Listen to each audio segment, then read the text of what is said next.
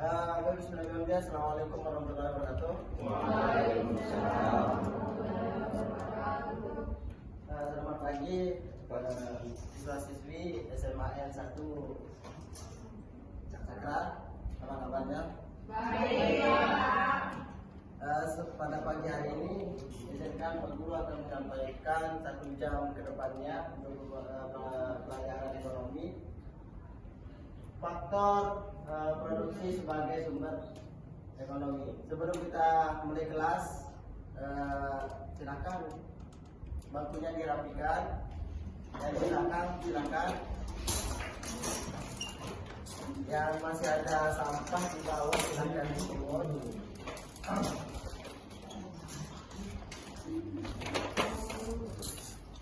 Oke, silakan mana ketua kelasnya pimpin doa dan dan absen.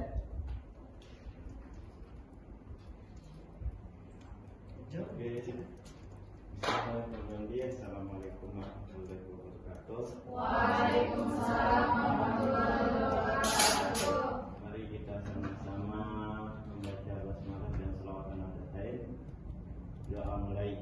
Bismillahirrahmanirrahim. Allahumma inna nas'aluka an tusalli wa tusallim ala sayyidina Muhammadin wa ala sayyidil anbiya'i wal mursalin wa ala alihim wa sahbihim ajma'in wa antu amirana datal watani wa nahdatal banani bi furu'ihima ila yaumiddin wa antansurana wa taftah alaina wa tarzuqana wa tahfazana wa taghfir lana wa li jami'il muslimin ya Allah ya Hayyu ya Qayyum la ilaha illa anta.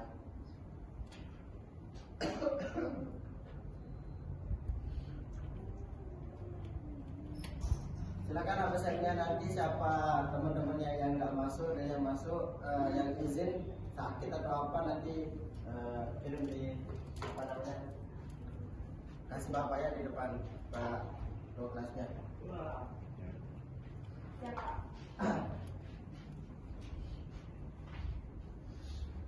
Oke, baik anak-anak semua. Jadi pagi hari ini Bapak akan menyampaikan faktor produksi sebagai sumber ekonomi.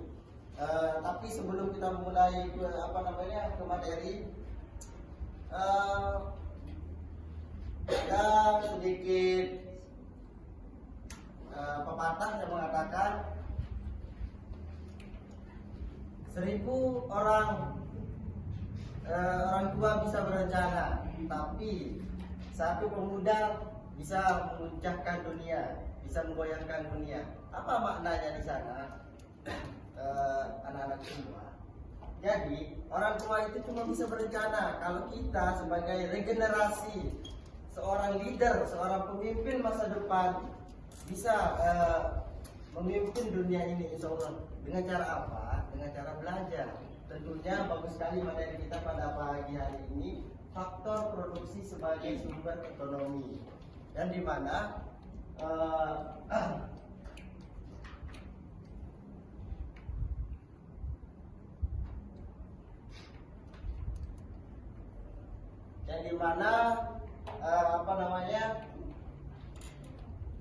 faktor produksi sebagai sumber ekonomi itu ada 3 bagian. Di sini ada yang tahu apa saja faktor produksi sebagai sumber ekonomi? Ayo, siapa yang tahu? Kalau yang tahu angkat tangan. Jadi di sini Bapak sudah menyiapkan di PPT Bapak, silakan dilihat, silakan dibaca. Yang pertama itu kelengkapan sumber daya alam. Ya, kelangkaan sumber daya alam. Ya, bagus yang merespon, berarti memperhatikan Bapak. Yang pertama kelangkaan sumber daya alam.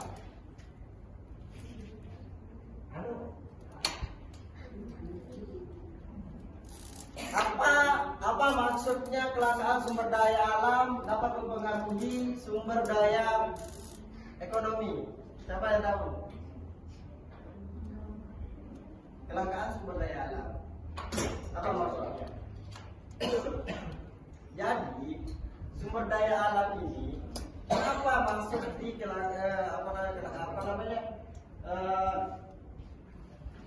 mempengaruhi sumber daya ekonomi? Kenapa kedemikian? Indonesia ini bagaimana menurut siswa-siswi? Kaya alam enggak? Tidak. Berarti itu Indonesia termasuk tidak terpengaruhi kelangkaan alam. Yang dimaksud kelangkaan alam di sini adalah negara-negara maju. Sumber daya alam di negara itu berbeda-beda. Sepakat nggak? Negara maju dengan negara berkembang, contohnya negara Indonesia dengan negara Amerika, negara apa lagi yang maju? Singapura sangat jauh berbeda sumber daya alamnya. Itu yang dimaksud dalam kelangkaan sumber alam yang Bapak tulis di depan. Contohnya, Indonesia memiliki hasil laut yang cukup banyak, kekayaan alam yang banyak, tapi negara maju, contohnya tadi Singapura sangat kurang di dalam alamnya. Maka dari itu kebutuhan manusia, kebutuhan negara itu akan mengambil dari Indonesia. Contoh yang sering kita lihat, yang sering siswa-siswi SMA N sering lihat, tambang emas itu terbesar di mana? Di Indonesia. Papua.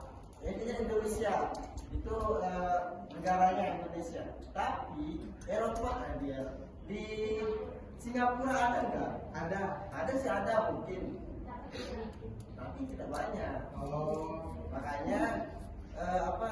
Makanya negara maju bisa dengan negara berkembang bisa ekspor impor, ya. Ya, selanjutnya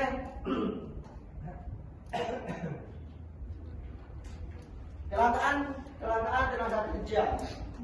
Coba yang bisa menjabarkan apa maksud dari kelangkaan tenaga kerja ini? Ini Pak Guru bilang katanya. Ayo.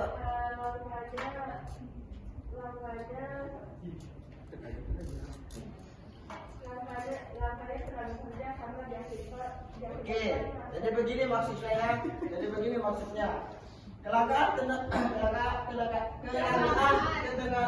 kerja ini maksudnya Indonesia memang memiliki jiwa atau memiliki sumber manusia yang cukup banyak, penduduknya sangat padat. Itu termasuk kelangkaan tenaga kerja atau enggak? Bukan termasuk sih. Tapi di sini maksudnya kelangkaan tenaga kerja itu tenaga kerja yang berpotensi atau yang mempunyai skill di bidang yang lebih, itu yang dimaksud di sini. Indonesia memang memiliki penduduk yang sangat padat, tenaga kerja yang sangat banyak. Akan tetapi orang yang berpotensi di bidang itu sangat kurang di Indonesia. Bukan lapangan pekerja, tapi ini tenaga kerja kita bahas. Yang dimana bisa dibaca di sini pada masalah mengenai tenaga kerja yang potensial sekaligus produktif seperti negara-negara maju atau berkembang. Yang dimana contohnya yang tadi negara maju dengan negara berkembang, kualitas tenaga kerjanya berbeda enggak? Berbeda. Ini yang dimaksud. Kualitas tenaga kerja yang negara maju dengan negara berkembang itu wajib akan berbeda. Gimana contohnya? Kita misalkan kita masih menanam padi dengan ini, dengan nasional, dengan manual, ya dengan manual. Tapi negara maju sudah menggunakan mesin, gitu. Itu maksudnya. Dan di sini ya, bisa dipahami? Bisa. Oke, next. Kelangkaan modal. Kelangkaan modal ini adalah kurangnya untuk membiayai dari segi keuangan di negara itu.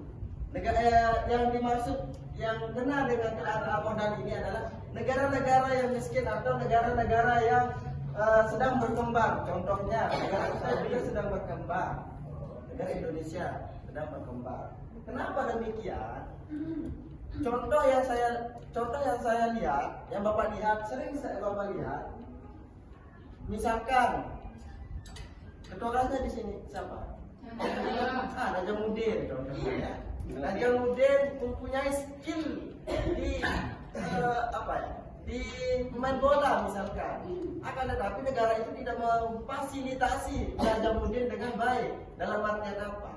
Dia memang menyediakan lapangan untuk main bola, tapi fasilitas dibandingkan negara maju yang berbeda.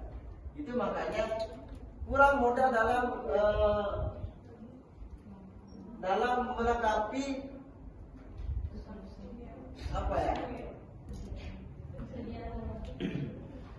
dalam melengkapi proyek-proyek yang ada di negara itu. Contoh lagi misalkan ekonomi ini misal. Ekonomi itu cenderungnya nanti akan menjadi apa? Wirausaha.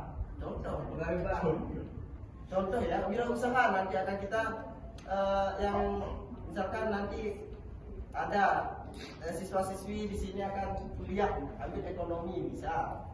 Itu akan menjadi wirausaha. Dan kita mempunyai kekurangan modal, pemerintah juga tidak akan mensupport. Itu maksudnya. Tapi sekarang pemerintah lagi berusaha untuk melengkapi itu.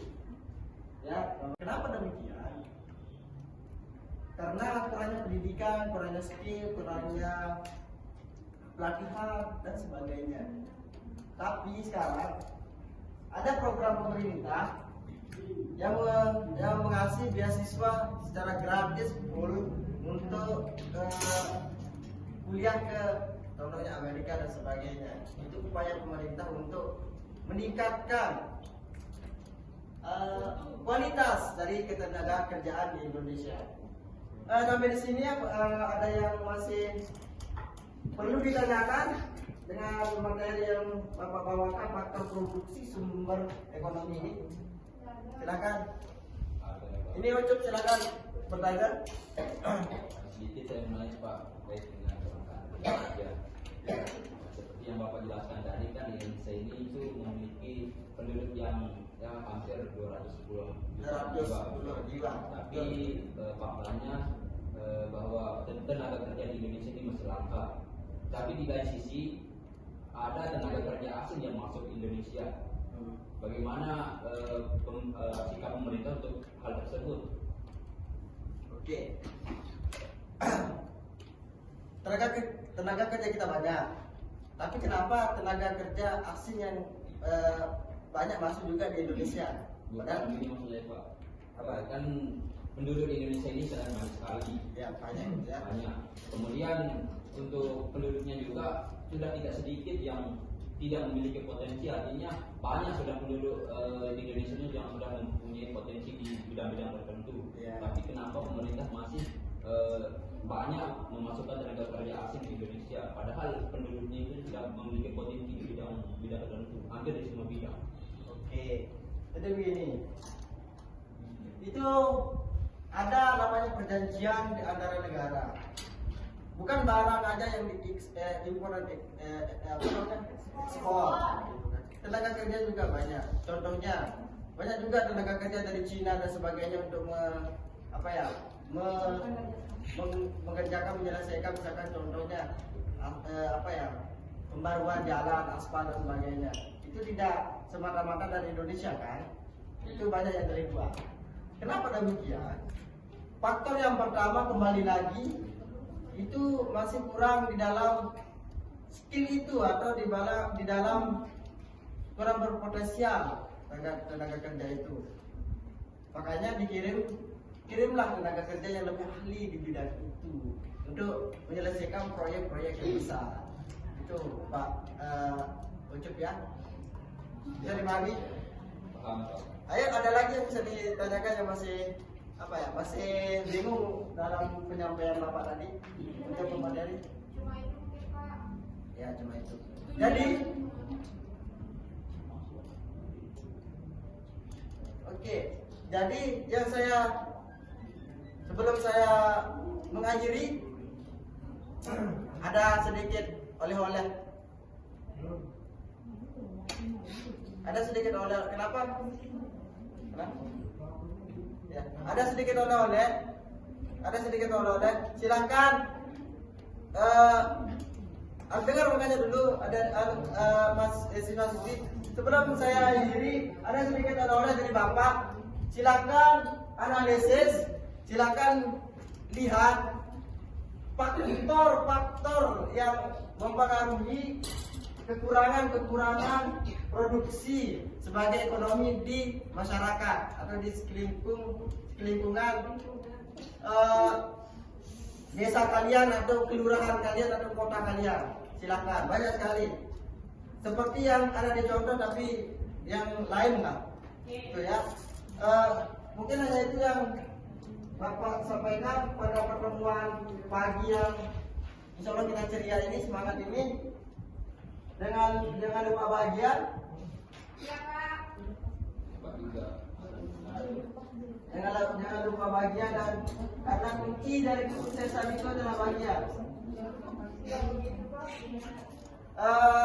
Untuk mengakhiri pertemuan kelas kita pada pagi hari ini, marilah kita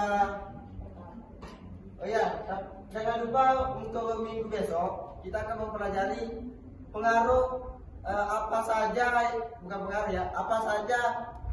barang atau benda yang mempengaruhi tenaga kerja, mempengaruhi faktor tenaga kerja. Ya, kesimpulannya siswa-siswi, ada 3 untuk faktor produksi sumber daya ekonomi itu. Yang pertama faktor alam, teknologi, dan tenaga kerja. Yang paling mempengaruhi itu adalah tenaga kerja. Ya, itu kesimpulan materi kita pada hari ini. Jangan lupa untuk belajar masalah benda-benda yang mempengaruhi sumber daya ekonomi. Mungkin hanya itu yang Bapak sampaikan. Silakan Korti kirim siapa-siapa yang masuk, yang tidak masuk, dan siapa yang lagi KO atau sakit. Sekian yang dapat Bapak sampaikan. Mohon maaf atas kekurangan keterampilan Bapak.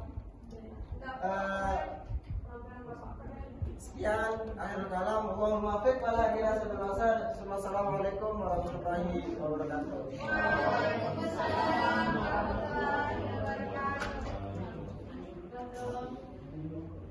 Baiknya, kelangkaan teknologi. Kelangkaan teknologi. Coba, apa yang dimaksud lagi dengan kelangkaan teknologi ini?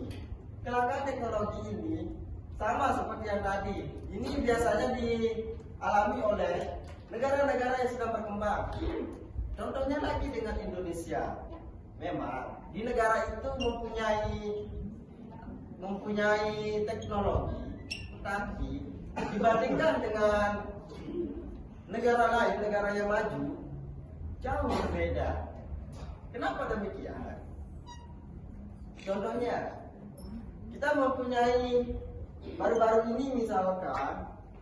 ini kita memakai proyektor seperti yang teman-teman lihat, seperti yang siswa-siswi lihat. Tapi negara-negara maju sudah lama sekali menggunakan proyektor itu. Makanya kecelakaan teknologi itu mempengaruhi dari perekonomian, ya.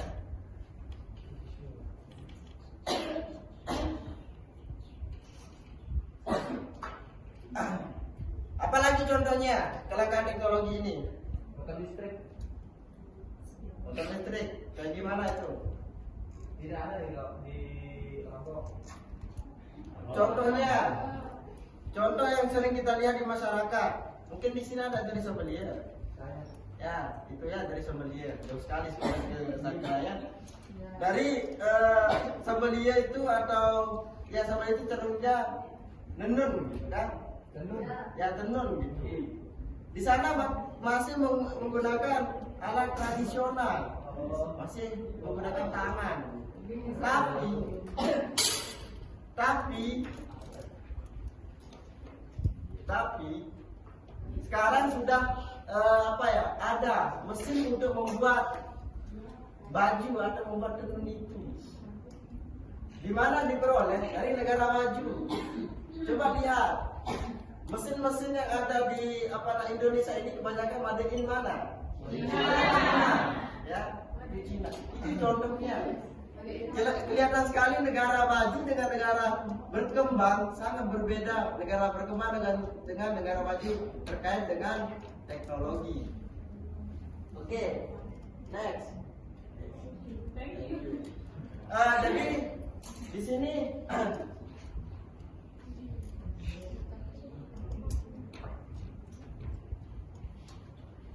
jadi yang pertama itu jadi faktor produksi yang mempengaruhi ekonomi itu yang pertama tadi apa? Kelangkaan alam, sumber daya alam, terus kelangkaan tenaga kerja, terus kelangkaan teknologi. Karena itu semua jadi begini. Kita di Indonesia ini bersyukur baik, karena kita ditakdirkan oleh Allah itu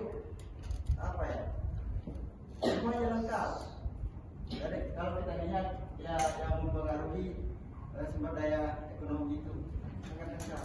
Pertama dari faktor alam, kita mempunyai alam yang banyak. Yang kedua faktor tenaga kerja, kita mempunyai penduduk atau tenaga kerjaan yang banyak. Teknologi ada di sini, tapi memang masih kurang.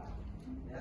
Dan yang ketiga ini, makanya, tapi siapa yang bisa jawab Bapak? Kenapa negara kita, negara Indonesia ini sulit untuk maju?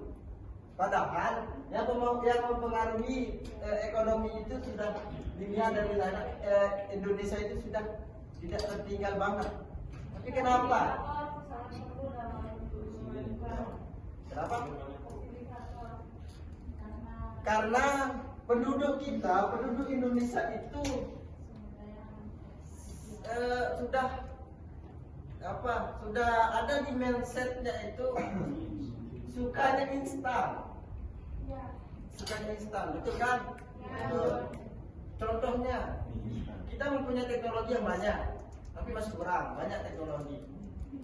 Orang maju menggunakan teknologi itu hal yang positif, tapi kita lebih banyaknya palingan WA dan sebagainya, bla bla itu kan. Itu tidak mau mengaplikasikan teknologi dengan secara baik. Dan yang kedua faktor alam. Faktor alam kita banyak dibandingkan negara maju. Tapi kenapa demikian? Kenapa kita sulit maju? Karena yang tadi instan, kita merusak alam itu, ya. Makanya ya kita lebih sulit sekali untuk bisa dikatakan maju. Dan yang ketiga, faktor tenaga kerja banyak. Tenaga kerja kita di Indonesia banyak, tapi berpotensi di bidang itu jarang. Kenapa demikian? karena kurangnya pendidikan, kurangnya skill, kurangnya pelatihan dan sebagainya. Tapi sekarang ada program pemerintah yang insya Allah kita ceria ini, semangat ini, dengan jangan lupa bahagia, Iya Pak. Pak juga. jangan lupa bahagia, dan karena kunci dari kesuksesan itu adalah bahagia. Untuk mengakhiri pertemuan kelas kita pada pagi hari ini, marilah kita, oh ya, jangan lupa untuk minggu besok kita akan mempelajari pengaruh apa saja, bukan pengaruh ya, apa saja barang atau benda yang mempengaruhi tenaga kerja, mempengaruhi faktor tenaga kerja. Ya, kesimpulannya siswa-siswi, ada 3 untuk faktor produksi sumber daya ekonomi itu. Yang pertama faktor alam, teknologi, dan tenaga kerja. Yang paling mempengaruhi itu adalah tenaga kerja. Ya, itu kesimpulan materi kita pada hari ini. Jangan lupa untuk belajar masalah benda-benda yang mempengaruhi sumber daya ekonomi. Mungkin hanya itu yang Bapak sampaikan. Silakan Korti kirim siapa-siapa yang masuk, siapa yang tidak masuk, dan siapa yang lagi KO atau sakit. Sekian yang dapat Bapak sampaikan. Mohon maaf atas kekurangan penampilan Bapak. Sekian, akhir kalam. Allahumma fiq wala ilaha illallah. Assalamualaikum warahmatullahi wabarakatuh.